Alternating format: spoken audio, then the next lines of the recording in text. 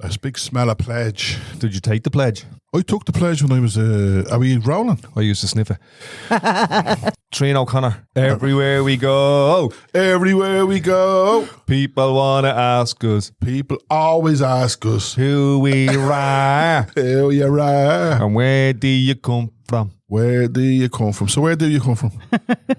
So my name's Trina, and thank you very much, guys, for having me on.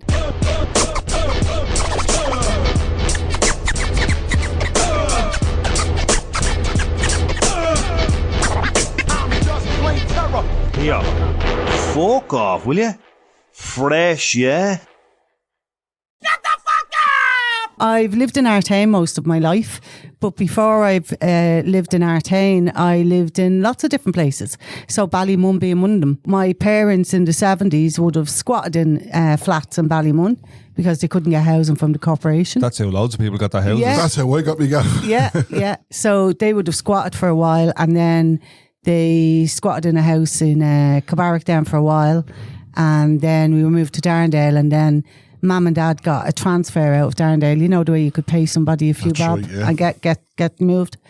Yeah, so I've lived all in mostly them areas really, Cabarrick, Ballymun, Darndale, but most of my life in Artane. And I lived in Coolock, but our neighbours lived in Artane. So we would have been on that cusp. Our houses were purchase houses. So we were like... You were posh. But the Kilmore, we weren't posh. You were the poshy-washies. We weren't posh because... It's one of the things that attracted me to you, Trina, is you're not posh. No, but here's the thing. Not at all. So we weren't posh, right? Like there was... When my man and dad moved into that estate, how my man and dad got the house was through a raffle. There was like so my man and dad wanted to go, they were going to go to Ballymun, they were going to come here, right? Yeah. And they didn't. So they were in that raffle, and then my man didn't even look at her because the first raffle she was in, she didn't get called, and she went around to the shop, and the fella in the shop said to her, congratulations, and she got that house. So when they went down there, that was Mansville. Like I always remember there was like a house that had a caravan in the garden and all, and they sold sweets over and all that kind of stuff. It was that kind of an estate. And now it's kind of middle class, right? It's that way, you know. But we always say Coolock. But when I thought of Artane, then I always thought Artane was posh. But then when I went up to your area as a kid, because I was a wanderer, I would have wandered around the place. I would have been, and like I know people everywhere. I know people in Darndale. I know people. But we used to go up trying to get into that youth club and the summer project up there. Yeah. Now we were already in 2 summer projects, but we would have wanted to get into your one. What was the name? What was the name of your one? So our youth club was St. Paul's Youth Club, and it was an Ascension Youth Club. So St. Vincent de Paul had these youth clubs all over. And it was run by amazing volunteers. I actually became a volunteer leader in it then as I grew up. And then the summer project would have been just Artane summer project, but it was a pretty special one. I mean, you used to get hundreds of people at it. It was really good. We're kind of 3 fingers of the same glove, because that's kind of what we done and got into community and that type of stuff. The Columbans ran a youth project here, and that's still the work that we do, community work, youth work. Yeah. But there's a very important point in all of this, and I don't know whether there's a guy on Facebook called Dermot O'Brien who's a youth worker in Bray, but he also teaches in the Liberties College, and he's also running as a Sinn Féin counsellor, or he is a Sinn Féin counsellor, but he's either all 3. But he's been doing 40 days of his journey, or 50 days of his journey. And the one thing that he talks about is that recognition of us, the likes of us, because I would have recognised it in him, people would have recognised it in me. There was leadership, and they would have pushed me into those positions at 14, 15, 16. And probably the same with you, Trina, that you are probably recognised, you know, she's kind of has leadership abilities, and then we were nurtured, you know what I mean? And I think that doesn't seem to happen so much now. There's not that. Yeah, I agree with you, Sparky. I think I definitely would have been picked up by people in community work and in youth work, and even in school. Like I would have been the prefect, and I would have been the head girl, and I would have been all them things. And my leadership qualities were definitely there. But I think one of the main things that probably people capitalised on and picked up on was my complete desire for social justice. And I felt a lot of things were very unfair in our society. And unfortunately, today we're still seeing even more of that. And we're probably seeing the disparity getting wider and wider in terms of fairness within our society. So yeah, I think people did pick up on it and did nurture it, and that whole theory. And I know academia and stuff like that kind of irks people when I talk like this, but I am an academic as well. So the theories that I would have discussed and would have walked through really relate a lot to the work that I do. And the one good adult theory is so important, and it works. And that has the ability to change the trajectory of somebody's life if somebody gets them. So what was the route from the summer project to academia? Because my one is long-winded. I'm still in college now. I'm in fourth year, you know. Yeah. Mine is long as well, and it's over a long period of time. So I would have done my leaving cert. Parents were really good, like they insist that you do leaving cert. Did a post leaving cert, start working, and then I realised actually I'm not going to get very far in life without a college education. So I paid for everything, like myself, because I was working full time throughout my education. I was 20 years in university, and I may indeed go on further. So I now have a couple of master's degrees. And which universities? So I've been in a few. I've actually taught in a few of them as well. So I've been in DIT, which is now TU Dublin. That's where I got my master's in criminology. I did psychology, psychotherapy undergrad in DBS because it was the only place that I could do a part-time, and it was brilliant because I was working full-time. I always had to walk around that. I did a second master's degree in criminology, comparative criminal justice systems in Maynooth. In between that, I've done a lot of diplomas and stuff like that. Yeah, so I've been in a few. One of the things I'm trying to push here, as we were talking earlier on, I'm involved in community in Ballymun. We set up the Ballymun Health and Fitness Festival, set up the Ballymun Summit, and I had Brezzy over as the kind of person who launched the Ballymun Summit, and then Lynn Ruan was on and she done a podcast with me, and through the jigs and the reels we got talking to a guy from Ballymun called Shawnee Kinsley, and he said to Brezzy, is there any chance you could help me go and do a master's? So Brezzy came back to me 6 months later going, I'm at to be talking to UCD, and they said they might have up to 10 places funded for Ballymunners to do masters. And I was like, that's where we need to go. Yeah. That's the route we need to go. Because traditionally, we haven't had a great pickup in universities. But through youth work in Ballymun, so many people, including Sparky, are going back to college because there's a requirement in community work and youth work to be educated. And I think that if we can provide those options and opportunities for more people like you, for more people like Sparky in communities like this, we have a chance of getting over that hump that crime of poverty creates. Yeah, and it does, Dean. But I think the thing about education, there's so many positive things about education, and providing opportunities are very important.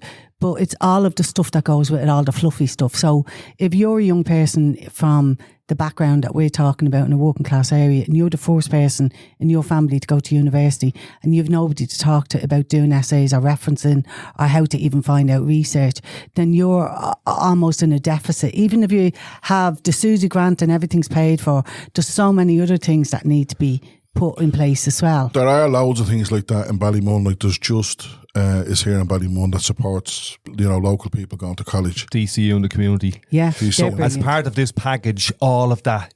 See, that's they're the add-ons. And they're the things that make it work. Yeah. And I think when people get into education that come from the backgrounds where there's difficulties in the home and where there's poverty, it gives them the ability then to learn about critical thinking, because sometimes you can look at the world in a very black and white way when you're only trying to survive.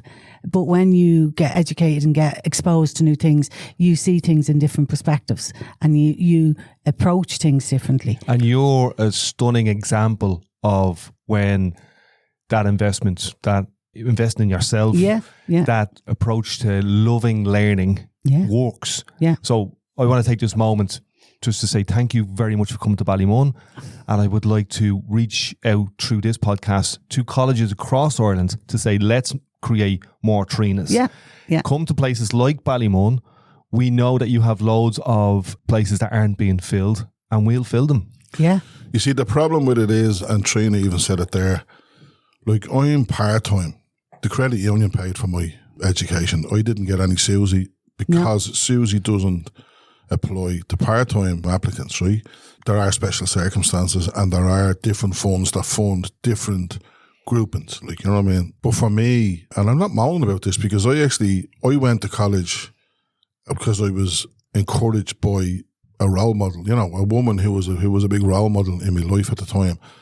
And she's passed since, which is, and I'm kind of part of me is, when I struggled, I will always say, well, I'm doing this for Fran, because I think there needs to be that system that Dean is talking about, that there's funds for people like me, because we know now, right? We have the working poor. We have people who are working, who are guards, who are nurses, who are at, middle earning occupations, who are going to food banks. How can a person like that take part in a master's program that's going to cost $3,500, $4,500? Yeah, it's hard. I'm not far from there. Like, I was thinking about it the other day. I'm not far from there. It's really interesting. As a guy from a community like this who took a chance to take over a building to eradicate homelessness, I'm not far from homelessness. Yeah. Like, I'm living 100 kilometres away from my community because of, various economic decisions that I had no say in. Yeah. It's fascinating. So this is an opportunity and an invitation for all of those colleges with the money from the implementation boards, which you've been talking about, that are in Drogheda, that are in Cherry Orchard, is it? Yeah, Cherry Orchard, Ballymun, the new one in NEIC. Ballymun.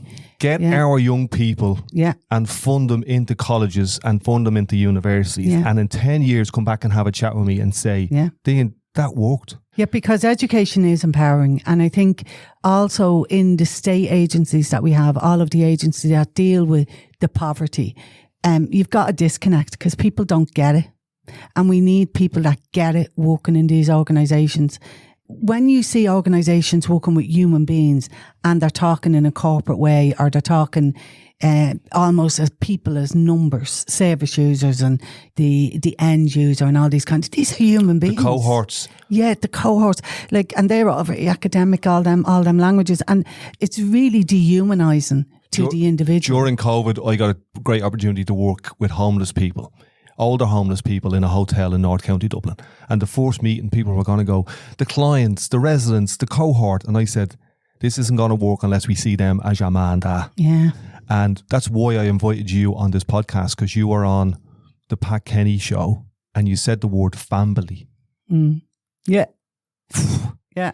And my heart opened. Yeah. I said, here's somebody with the background, with the experience, with the academics. Yeah. The doors are open for her. And she's saying family and all the other high-end shit at the same time. It's stunning. Yeah, because family is so important. But how you said it was like, it just opened something in me. Yeah, and I think too, like I do get a bit of grief on social media about my accent. Fuck the road. Yeah, I know, yeah. And I get comments like, oh, I bet she knocked out a bit of gear and stuff like that, And we sold it to your kids at that rave over in D4 the other night. Yeah, thankfully I've been very lucky to avoid drugs on a personal level. I've been extremely lucky now. A lot of my friends would have went down that road, but I never did, thankfully. There for the grace of God, it could happen to anyone. Here. But I think sometimes, like even MU sounds like music and stuff like that. Like my mother sent me to elocution lessons because I'm deaf. So when you're deaf, you can't hear yourself sometimes pronouncing things. So M's are a particular difficulty for me. I wear hearing aids, which means I have really good hearing now, but there's still something about enunciation when you're deaf. It's difficult.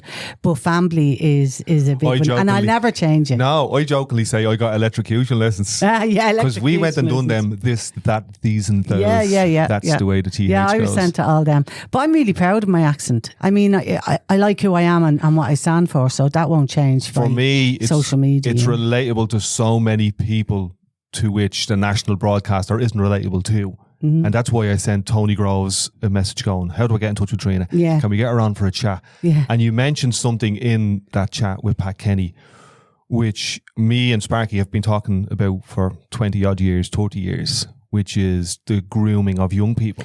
Yeah. And you're working now as a criminologist. Yeah. And in my head, a criminologist looks at crime, the criminals, the patterns, and how, as a society, do we analyse and possibly reduce crime? Yeah, that's exactly what it is. And patterns are most important anyway, because when you see patterns, it means that you can identify where the issue is. So what that means is you can create an early intervention piece, because patterns don't just come overnight. Patterns come over a period of time. And like you talk about the university thing, Dean, like if we invest in early intervention for young people who are being criminalised and groomed into gangs. Now, in 10 years' time, we'll see a positive result, because that's what they did in Scotland with the Violence Reduction Unit. But they guaranteed funding, and they resourced the Violence Reduction Unit, and they didn't just have it as a policing matter. They had a holistic approach. Then when they took the money out of it, things start falling asunder And you're again. looking at the man there who kind of hand-walked Chuck Feeney from the Atlantic Philanthropist into Ballymun. Wow. And we got that, whatever it was, 10, 15, 20 million over 10 or 15 years. And then it's dried up. Yeah. Well, it wasn't that it dried up. It was always going to dry up. The plan was to get the government to commit to funding it. You know, that we would start it and then that they would fund it. But then we had another spring sprung, what was the boom? austerity, you know what I mean? So we had another austerity. And you see, here's the other thing, right? And listening to Trina there talking about Scotland and all, right? Sometimes in the boom, you know, and you were even saying that, you know, you said something like, I had no hand or part in that decision. Well, we do, because we have a democracy, but people choose not to vote. And we even looked at the last referendum there, 50%, like, you know what I mean? So people are not engaging with the democracy, right? And I think that's even, there's a deeper analytical piece that has to happen there about why we're having so many people who are disenfranchised from the government, from society, from the state, and all that kind of stuff. And I think it's got to do with this, you know, neoliberalist kind of, and, you know, we can rant off on all this kind of stuff, but you have the situation now where we're probably the richest we've ever been, right? And we're getting less funding than youth work. I just came from a meeting there this morning about a group of young men who are completely disconnected emotionally, because through the weed, and the weed is getting stronger and stronger, they're disconnected emotionally. Like, you have young men who are 15, 16 who should be beginning relationships with girls or fellas or whatever they're into, right? And they're not, because they're emotionally disconnected, right? And I know through my own recovery, right, that when I actually started to get well, I realised I was 13 years of age in my own head, like, and I was like, how did I arrive back at this? And I'm watching it happening here. It's like 100 yards away from here. Dean knows what I'm talking about. But so we have a situation where these young men are being groomed into dealing. They have been groomed in already. They're in now. I know what happens then is that they get hit with a fake bill. You know, oh, you lost $2,000. You owe us $2,000, and then the $2,000 becomes $3,000, becomes $4,000, and next thing they're left with this bill. They've no way out, and sometimes the only way out is suicide, or through other, you know, doing shootings. And, you know, we seen there in the Blanchardstown thing there that on Christmas Eve, like, you know what I mean? Somebody handed a gun. That's your job now. That'll clear your bill, and they ended up dead. I think that is more and more now. But if you have the government looking at that, right? And I mean, we don't have guards in this area, right? I think in the last week, I've seen 2 Garda cars in the area, and we were like, we're looking at them going, what are these things? Because we don't have guards in this area. The only time we have guards are for big raids. They'll organise them dawn raids to come in, bish, bish, bosh, and then they're gone. So what's happening now is that there is a sense of lawlessness, which hadn't been here before. So those young people, if I'm feeling that, right, if I'm feeling there's a sense of lawlessness, right, and nothing can be done, imagine being 16 years of age and being groomed by a gang, and they're the law. Yeah. You know, they're the ones who issue the punishment. You know what I mean? And if you're not paying up, or if you're not on the spot at 2:00 with the phone in your hand, with the blower in your hand, doing the job, there's a consequence, you know? So the thing is, they're becoming emotionally disconnected. 1, because of the weed, because the weed is so strong. And 2, because why would I give a fuck? You know, why would I care? Because what have I got to live for? I was over there the other night, they were shouting at me, you know, and I was like, I'm going over to this for the crack. And I went over and I was chatting to them, and they were reminiscing, Trina. And they're 16. They were reminiscing. I was like, lads, 16 years of age and you're reminiscing. Yeah. And I'm like, what is going on here? Like, what is going on? And one of the things is you spoke about was money. And I remember years ago hearing the thing, throwing money at this is not going to fix this thing, right? And throwing money at things doesn't fix things. But programs that are well thought out with needs that point towards outcomes do work. They do work. And you know, sometimes I scratch my head when I see things working really well in an area and then it gets pulled. Yeah, I don't get it. I don't get it. Like, it gets funded maybe for 2 or 3 years.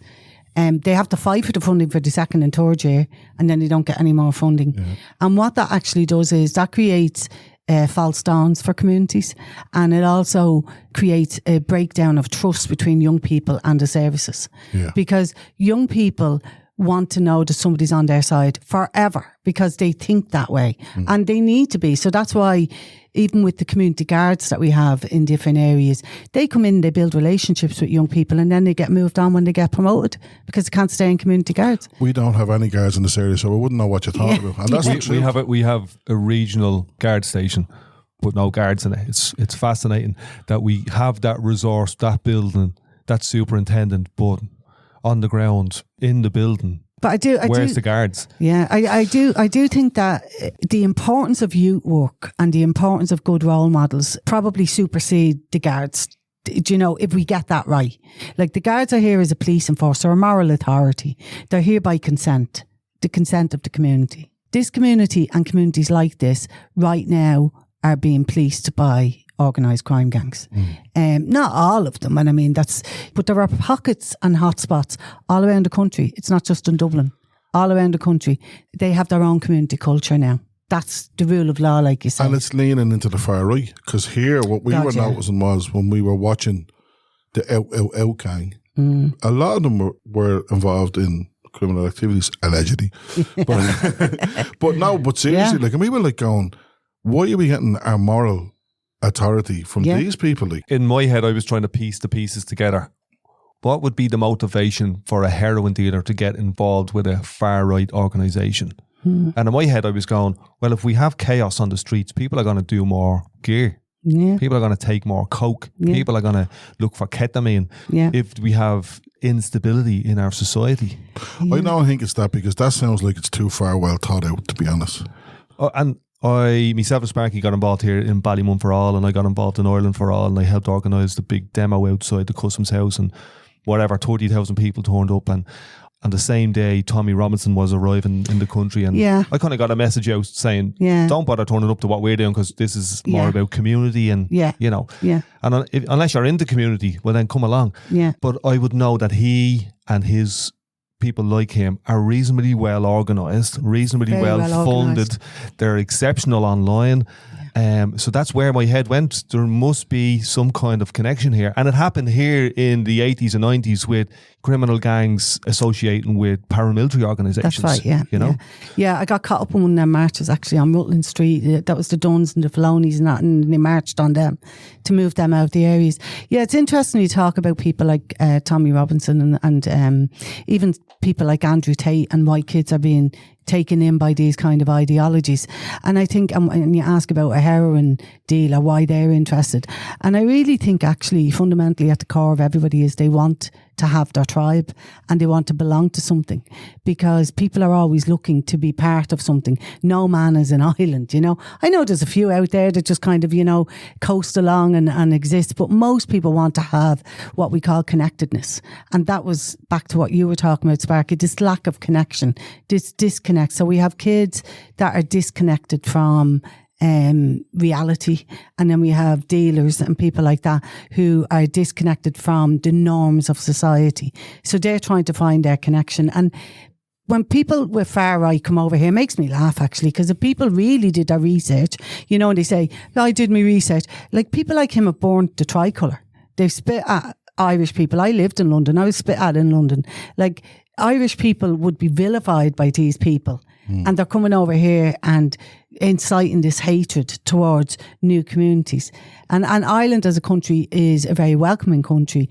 However, there are very small pockets of people who are very vocal and very organised. Yeah, and mix that with the power that people have pushed on them in social media. Yeah.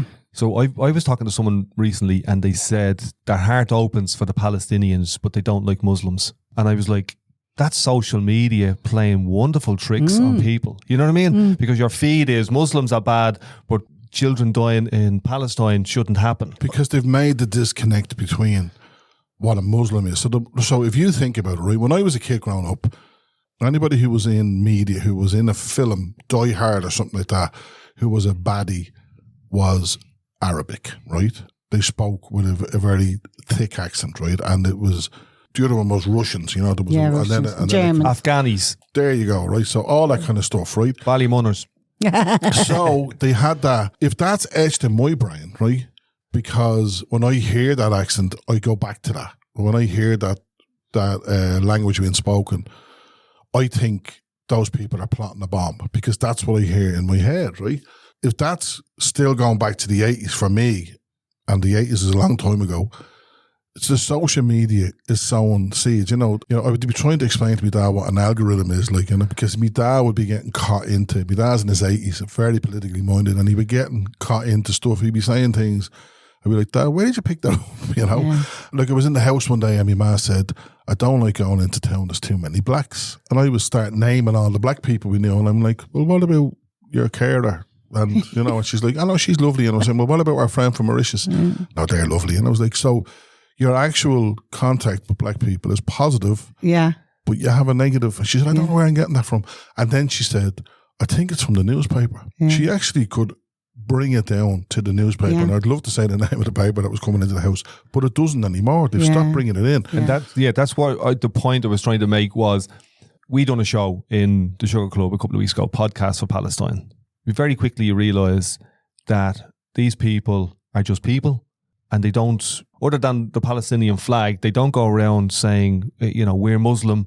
They just want to get on being people. And on our feeds, they're vilified. Yeah. On our feeds, they're vilified. On our feeds, young men are vilified. Roma gypsies are vilified. Ballymunners are vilified. Who's the villain today? What I find is it keeps the eye off some of the real shit that's going on. Some of the real crime. Like, as a criminologist, you see crime in a broad kind of sense. But in Ireland, we see crime as a very narrow, you know, Nicola Talon kind of drugs, gangs kind of stuff. But for me, the vast majority of stuff that happens is outside of that brief description. It is, absolutely. And I think that whenever you're having a conversation about, you know, different cultures or different nationalities and stuff, it just opens you up for abuse. Like, you will get abuse, because there's always going to be people who will look at one group of people in society, whether it be like women with red hair and glasses like me, and have an idea about that person. Focus with things in their ears. What do you call that? Hearing aids. Hearing aids. You know, deaf people, you know, for a long time it was deaf and dumb, you know, and I'm not dumb. People will have ideas around different groups of people if they think in black and white. But that's why, going back right to what we were talking at the beginning, that's why education is so important, is it because it allows us to see things from different perspectives. Like, at the end of the day, migrants coming into countries like Ireland and England, and people on boats and stuff like that, like, they're human beings. And I'm telling you, if something happened in this country and I needed to save my family, I would get in a boat and go to a safer country. And we did. We did. We went on the coffin ships, many perished, unfortunately. But people don't see that, because, like you say, the algorithms are seeing. And the thing that you're talking about, when, you know, people have an idea about a different type of nationality or whatever, that's priming. That's a psychological thing that's being done. That's called priming. So who's doing the priming, or does the priming just happen? Priming is something that can happen very unconsciously to a person, because if you expose yourself to the same thing all the time, like, a lot of people say to me, I don't watch the news, right? They don't watch the news anymore. So I go, well, where do you get your information from? Facebook.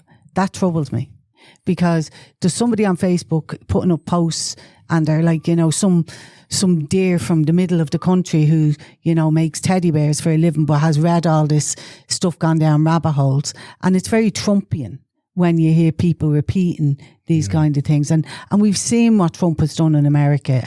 Like 70 odd million people voted for him. Like, you know, it's quite shocking as a female to see so many women voting for a man like Trump, that they can put aside what he is and still vote for him. And I ask people, what do you have in common with Donald Trump? Like, one, he's American. He's not even, you know, and they'll say, the truth. And I'd be like, and then I say, the man couldn't lie straight in bed. Absolutely. Like. And I mean, I said, what do you have in common with a billionaire misogynist? And they'd be like, they don't know. And there's something there that you were saying there about priming it. Is that what you said? Prime. Yeah, it's priming you. We had an amazing discussion with a group of people that just came out of a small comment, right? People who I felt were who were intelligent and who I felt that they weren't on Facebook, right? They weren't getting their information. Were starting to say really racist stuff, you know? And I was like, let's look at that. I said, right, let's remove all people of colour out of Ireland in our heads, right? And push them out, right? And then it says, but if we do that, we have to take all the Irish back. And how far do we go back? And they were like, no, we're not taking them back. And I was like, but, you know, I said, if you don't want immigration, it has to go both ways. There can't be, you can't say people from Egypt can't come into Ireland, but Irish people can go to Australia. You know, I said, travel is travel. Human beings are human beings, you know. And when you start saying those things to people, that priming thing loses its edge, Its right? grip, yeah. Its grip. And I work with young people, you know, and sometimes they come out with racist stuff. And one guy comes out with a lot of it, and he's definitely getting primed at home. Anyhow, we were having a discussion, you know, and again, I used the thing, what about your Polish mates? What about, you know, your African mates? And they were like, no, they're sound. And I was like, right, okay, let's start there then, right? But then I'd say to them, what are you looking for? So when we start looking at what they're looking for, so I was saying, are you looking for so no foreign languages in Ireland? And they go, yeah. And I say, right, that means you have to learn Irish now. Speak Irish. And they're like, no, hold on a minute. So then you have the other thing then they're saying to them, do we take out all African culture, all African American culture? Do we take away soccer? Do we only have GAA? We all wear no Montclair, no Canada Goose, no North Face, because they're not Irish. We'd be wearing tweed maybe, you know. Yeah. You know, and they'd be like, no, we're not talking about it. I said, well, where are you willing to go with this? Because when I was a kid, right, World War II was a big thing still, right? Yeah. You know, it was, you know, in the 70s, it was very much alive. And even, I remember being in the attic in my granny's house and we'd find the gas mask and all that kind of stuff. Yeah. So it was very real, like, you know. And I always used to think, as a child, two things. One was, what happened after the war? Where did the Germans go? Like, what happened? Did they just go, oh, that's sound, and then so Nazism is gone? Or well, I just couldn't understand it. Like, and then the other thing that really got me then, as I came 17, 18, what happened beforehand? How did this happen? How did it happen that people, normal people who were shoving bread loaves into an oven, then started shoving live babies into an oven and didn't see the difference? You know, I remember watching when Nazi Germany had Latvia. They used Latvia as the training ground to build the gas chambers and all that kind of stuff. I remember seeing a photograph of a woman standing beside a child, and they were both going to be executed, right? And she's asking the shooter to kill the child first so that the child wouldn't see the mother dying. And I'm like, where did we go in humanity that this one thing, it was only one thing, and that's only one of them. How did it get to that point? And it's got to do with the point. It's got to do with that, you know what I mean? That we take a thread of something. Because if we actually stand back and look, and you're saying about education, for the last 4 years I've been in education and I'm learning about everything. It's all getting hit at me. And funnily enough, a lot of the stuff is only starting, like I started it 4 years ago, and some of the stuff that I started 4 years ago is only starting to make sense now. Yeah. So I'm going to have a time of processing all this stuff. Yeah. But one of the, you know, looking at intersectionality and all that kind of stuff, I'm starting to kind of get an understanding of processes, right? You're saying patterns. And me and Dean talk about patterns all the time, you know, because people talk about gut feelings. No such thing as a gut feeling. There's patterns. We recognize something. Oh, that happened before. Yeah. You know, when I heard the car racing up the road and then there was the crash, you hear the skid force and then you go, there's going to be a crash. That's got to do with patterns. Yeah. We're starting to see those patterns again of what happened in Nazi Germany. Yeah. You know, where cartoons was the big thing, you know. Yeah, that's right, yeah. I it- think when you dehumanize any group of people, when you create rhetoric that dehumanizes people, like Putin has done in Russia, like Trump has done in America, because he banned the Muslims, didn't he? And Putin is talking about the Ukrainians to obliterate them. And we have world leaders standing back and allowing Israel to do what it's doing to the poor Palestine people. That's very troubling. On a much more smaller scale when it comes to our communities, when we come back to what we do, you see that also. Oh, absolutely. You see people in communities competing for resources, and that creates division. So actually, going back to what you said earlier, Sparky, about how wealthy we are right now, there is zero need for anybody to be crying out for resources in this country right now because the money is there. It's just the policies that are being implemented from successive governments over the last And it's distribution of wealth as well. Yeah, it is. It is. And it's over the last 30 or 40 years. And something that troubles me when I do pieces like this or I do stuff in the media, people say, oh, they're always throwing money into them communities. Nothing ever changes in them communities. You know, all this kind of talk. But there's no talk about the nuance of how things do change, because if things didn't change, we wouldn't have these strong, vibrant communities, because in the main Ballymun is a very strong, vibrant community. I mean, it's a great place to be. The number one currency or bit of power that we do have is community. Yeah. We have that in abundance. Yeah. But then we also have, and you said this word to me when we were chatting on the phone the other day, we have certain groups that have been disassociated. Yeah, absolutely. So you've got people in communities like this who are so disenfranchised and disassociated by the cultural norms that they've almost got their own microcosm within a few streets or within their family. They may just, exist outside of the norms of any area where they live. And you get that in ethnic minorities as well. And people exist in silos and they have their own little community. And that's fine. And that's if that works for them. But I suppose Ireland is very much about bringing people in. But the way housing went during the Celtic Tiger and that, it just completely destroyed extended families. And people couldn't afford to buy where they wanted to live beside their families. And that in itself. So one of the things, just for people listening, one of the things that happened with housing is it became a commodity or an asset in the market, and it could be bought and sold and it could be held onto for a while, and the value of it increases and so on. And we had social houses in places like Ballymun. We were part of kind of a business model that we weren't included in, or we didn't fit in.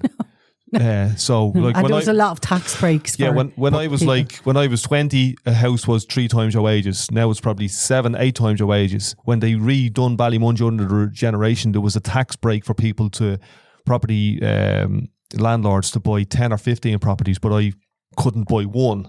Section 63, I think. Section something. Fucking what's that thing to do when they section you in a hospital? That's what it felt like. I heard you say the word, I think it was on Pat Kenny when you were chatting to him, the disassociation word. Yeah. And you related it to young men being sexually groomed or sexually coerced. Yeah. The last time I heard that word being talked about was with the cartels in Mexico. Yeah. Where you had this disassociation. And I think that there's a conversation to be had in Ireland about the disassociation and the sexual coercion of especially young men in working class communities that, in my mind, kind of props up the middle class drug habit. Yeah. Now, that might be a stretch, but I don't think it is. No. I mean, I think there's a very definitive line between criminal and sexual exploitation of young males in communities like this to middle class drug taking. So what you have going on is you have very young men who very often are filmed doing a sexual act, or are abused or raped. And where does a boy of 14 or 15 go who's been raped? Like, how do you get your head around that? But as Sparky suggested, it's suicide, or you kill the person. That's not going to happen. Or you stay involved. Won't have that. So, are you self-medicate? Are you self-medicate? Are you self-medicate with drugs? I just want to slowly go through this a little bit for a few minutes. Yeah. Who would do the filming? Well, usually it's the peers, isn't it? I mean, sometimes it's an initiation thing. They might be asked to do something. So sometimes there's bestiality involved. What's that? So bestiality is where somebody would have sex with an animal. Okay. And I know there's quite a famous one from Ballymun. There's a famous chicken on a block of flats in Ballymun, Yeah, which is, horrendous. The person that's filmed, and it's all over social media, and, it's shared so many times, and that person's life is just completely, I suppose, defined by that moment. And it's it's a disgusting thing to be involved in.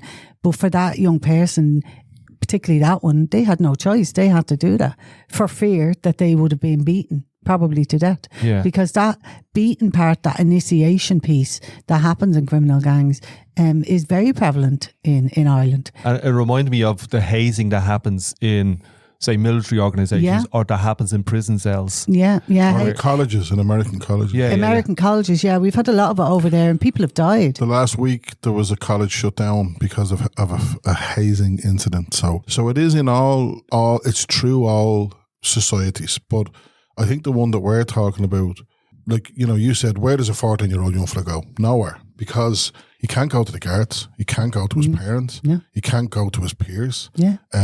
If something is filmed and is out there, well, then they're going to be the laughing stock of the community, you know. So you can't even go outside. No. And then you have, and you see, then the other thing is, and when Dean was talking to me about this, I was very adamant that we don't shame those people, because those people are victims. Yeah. Because I think the thing is that in this country still, when we talk about sex and when we talk about stuff like this, the victim always becomes, the victim is not the victim. You know what I mean? The victim is always, you know, when you look at rape cases, you know, and even like stuff there, you know, on Tommy Tiernan recently, the law does not lie, it does not lean into victims in rape cases. It's quite the opposite, you know? So I think when you have a young person who's being told, if they report, you know, if they have reported this, well, if you go to a counsellor, the transcript of that counsellor is going to be brought into the court. You know what I mean? And you're like, so why, you know, when you're saying, where did they go? Nowhere. You know, and what happens is that is what happens. They go into addiction.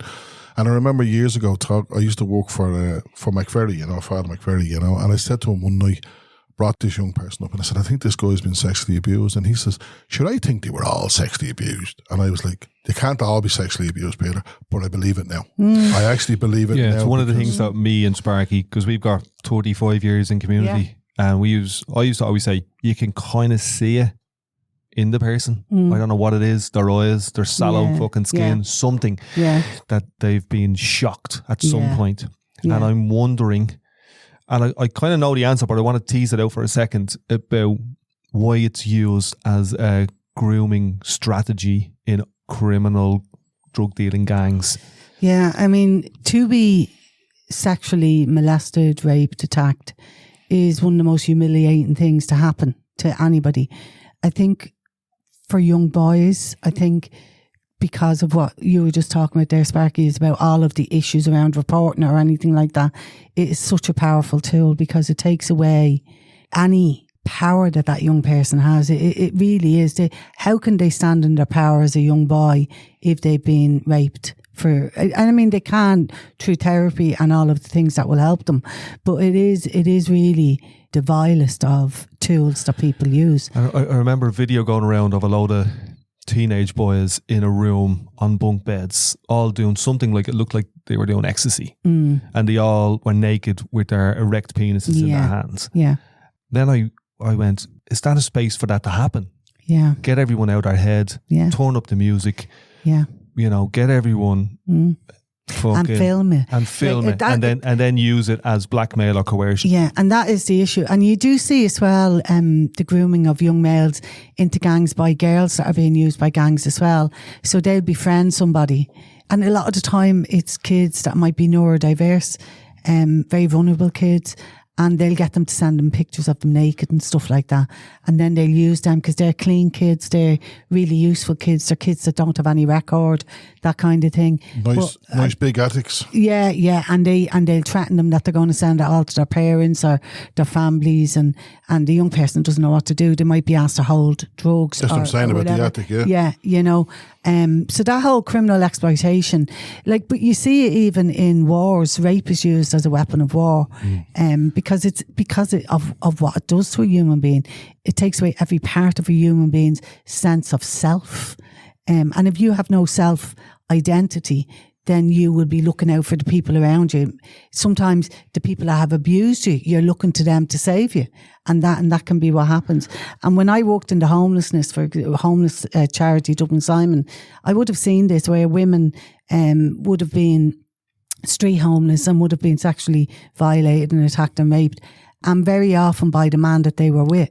But they would stay with that man because it meant only one man was doing it to them, because he wouldn't let other men do it to them. Yeah. Do you know? So and sex is an interesting point of leverage. Like I remember having conversations with young teenage boys in Ballymun 20 years ago, and they were going to the Phoenix Park to earn money to buy pills or whatever. You know what I mean? Yeah. And it mightn't have been the Phoenix Park, but that was kind of the cover story for I'm going to have sex with men. Yeah. You know?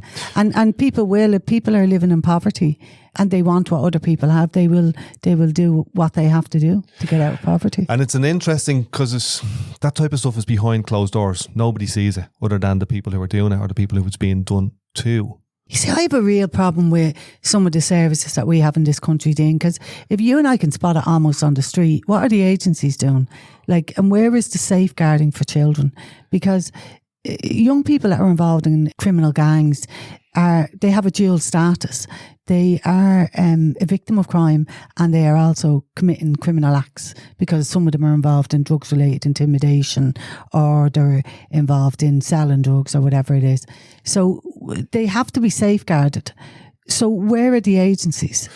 I'll tell you where the agencies are. Go on. So the agencies are primarily only work with abuse which is happening to very, very young people or young children, right? What age is that? So from 0 to, I'd say about 5 would be the ones where they will, if there is abuse and, you know, so sexual or physical or neglect or any of that kind of stuff, it will be acted upon immediately, right? But if a 15-year-old reports abuse, it's a long process, like, you know, and we're watching it in the media because we're looking at what happened in Kerry, which is that the services are rubbish, right? And let's be straight about it, like, you know. And it's not the people who work in them. The people who work in them are very committed people. But the turnover of staff among social workers is probably the quickest I've ever seen, because the conditions are so bad, and because I think the situations are so bad. So they can see them. But the problem is that the money is not there to fund an agency that gives an appropriate response. Back to square one, there's no shortage of money. We can borrow money from Europe at the cheapest ever, 0%. Okay, not with a Fine Gael, Fianna Fáil government, because they don't care. Oh, in here lies the truth. If they don't care, well then that's why we have the sexual exploitation of young men in working class communities. That's why a 14-year-old can be outside of a shop getting his legs hacked off and nobody does a fucking thing about it. Yeah. And it's one of the reasons that led me to creating an almost survival guide card system for young men who are being groomed, which I sent you. Yeah, and it's really, really good. I have to say it's so well thought out, but I think actually that needs to be sent to the agencies.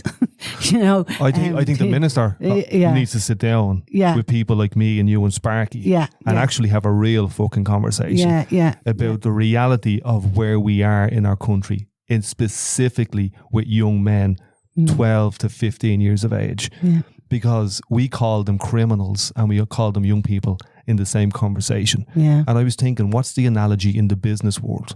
Because in the business world, if you had 12, 13, 14, 15-year-old boys involved in criminality in business, it would be a different fucking conversation.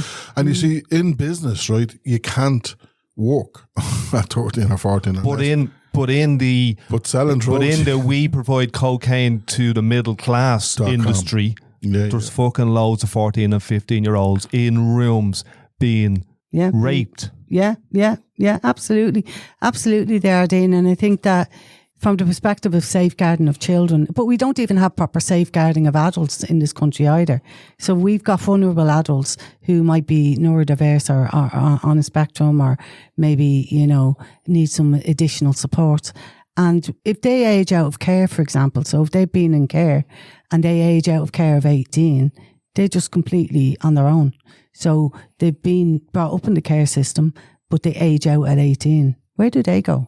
And who's supposed to? And as you said numbers of times, they don't reach full maturity until 26. Yeah, easily. And for some, it's older. And you spoke earlier on about being in your brain at 13 when you were much older because of drug taking. And that is so normal because the development of the brain stops at the age when you start taking drugs. So drink. Yeah, or drink. So you may be, 30 or 40 years old, but you may have the emotional capacity of a 13-year-old. I was talking to a guy who was 60, in his 60s, and stopped drinking alcohol at Christmas, and just knew that he had reached a point that it was becoming a big problem for him, and he stopped drinking. And he was talking, and he was saying to me that all the stuff from his childhood was starting to wake up, and he couldn't sleep at night, and he was starting. Now, I'm not talking about serious abuse or anything like that, but it was all the stuff that went on, the stuff that he drank on, the stuff that should we go down the pub and we'll have a couple of pints. So development, when you're talking about the development, I mean, imagine what's going to happen to a 14-year-old who's been groomed, hit with a debt, then, abused, filmed, all that kind of stuff. Where's the path over there? Like, you know what I mean? And you're talking about care, you know what I mean? Like, we're talking about care. And the thing is, the same question that I'm asking, what happened in Germany? Why is this happening? How are we, like, we're not allowing it to happen. We're not allowing trying it to happen our best. We're trying our best. It's just past, that passing by, that thing that Dean's talking about, somebody getting chopped up, their legs getting chopped up, and people just walking past, you know what I mean? And people going, well, I'm not getting involved in that. Like, I think what happens is we get a little bit out of our depth in this conversation. We feel like, we've gone too far. The ground is disappearing. I'm drowning here. We be brave. We be courageous. We take the risks. We put our necks on the line. We call the minister out. We call the services out. We design a deck of cards for young people as a survival tool. Yeah. And the tragedy around that is, Dean, like, childhood shouldn't be about survival. It is though. It shouldn't be a lot of fucking things. Like, it should be about thriving, and it should be about having an opportunity to exist in this world without trauma. And I think that the reality of the conversations that we're having all go back to the trauma of the parents and the grandparents. And when we had the influx of alcohol in this country, and then heroin and ecstasy in the 90s. So you can kind of track it all back. And that intergenerational trauma affects everything for the young people that we're talking about today.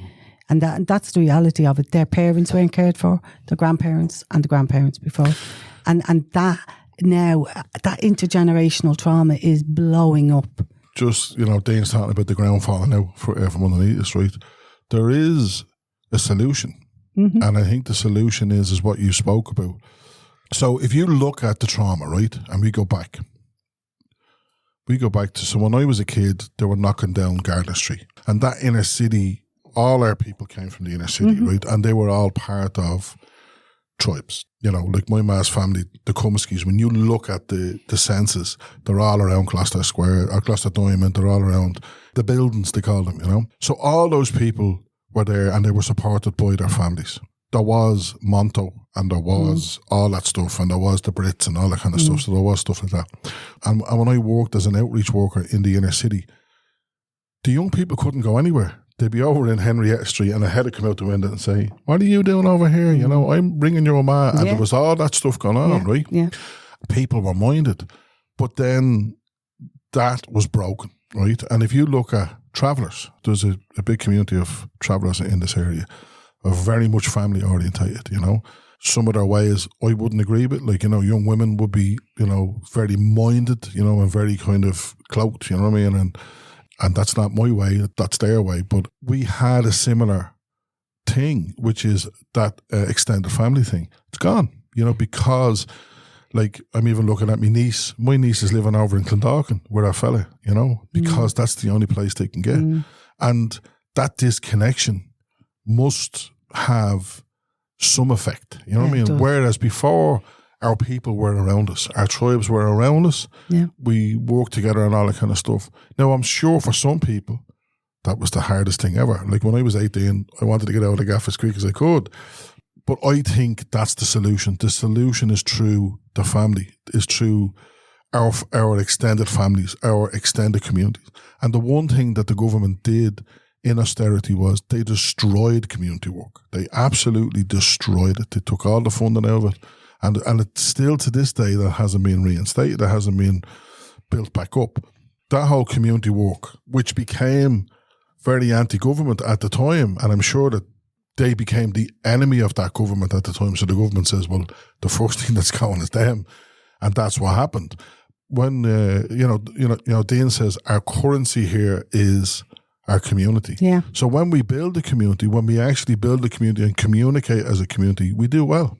Yeah, absolutely. I think, look, your analysis is your analysis of what happened. And I think that, in many ways it's right. But there are some things that people forget. Like, it's literally just easier to get rid of resources that aren't connected to a government contract or somebody having rights. And that's why community projects are funded the way they are. It's that fundamental, because they're low-hanging fruit then when things have to be cut. I don't think it's as strategic as... That's something I was talking to you actually on the phone, and was that we get money in communities like this and then we spend it. Yeah. We don't do the business of reinvesting it or using it as an asset to leverage it down the road. Yeah. You know what I mean? And I think that there could be a new business model for communities. So we're not so reliant on that funding from government. And when we do hit a bump or an austerity or that community resilience, that we fall apart. Trina, that was some journey.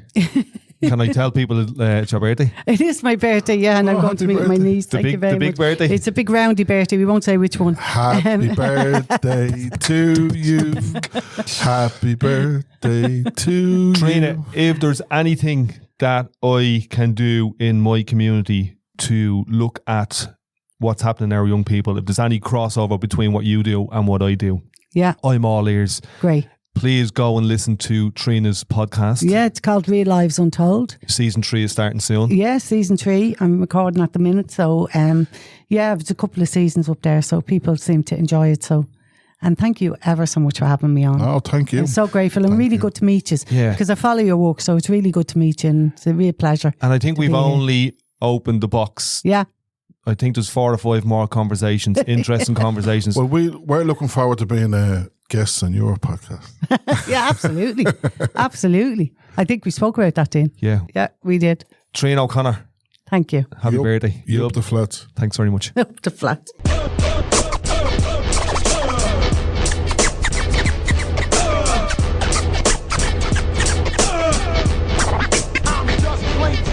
Here, fuck off, will you? Fresh, yeah?